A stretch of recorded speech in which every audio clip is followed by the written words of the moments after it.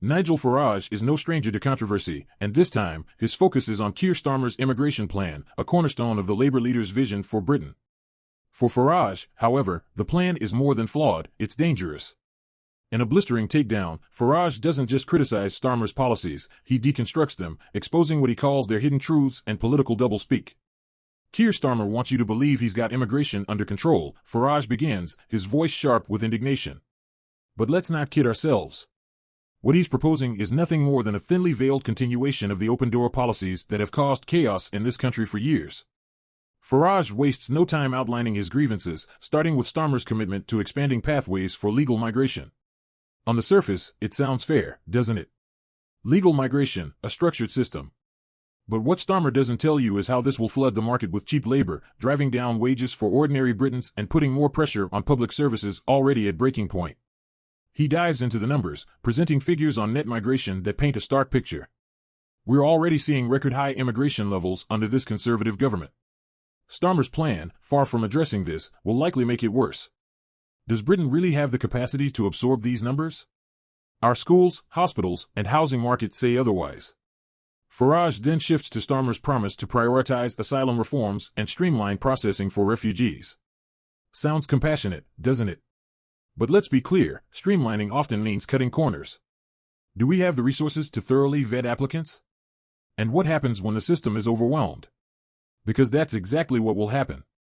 He points to what he calls the hypocrisy of Labour's stance on the controversial issue of small boat crossings. Starmer claims he's tough on illegal immigration. But where's the evidence? Labour has consistently opposed measures like deportation agreements with safe third countries. How can you be tough on illegal immigration if you're blocking the very tools needed to stop it? Farage's critique takes on a more philosophical tone as he questions the broader motivations behind Starmer's immigration strategy. This isn't about fixing immigration, it's about appeasing globalist elites and corporate interests who benefit from cheap labor and population growth. Starmer doesn't work for you, he works for them. As the rant intensifies, Farage turns his attention to the cultural implications of uncontrolled immigration. This isn't just about numbers, it's about identity, about what kind of country we want to be. We have a proud culture, rich traditions, and a way of life that's worth protecting. Starmer's plan risks eroding that, turning Britain into a patchwork of competing interests rather than a unified nation. But Farage doesn't just criticize, he offers his own vision for how immigration should be handled. We need a system that prioritizes quality over quantity. Skilled workers where there are real shortages, yes. But beyond that, we need to get serious about border control, enforcing our laws, and ensuring that those who come here integrate into our society, not the other way around. He concludes with a warning. Starmer talks a good game, but actions speak louder than words.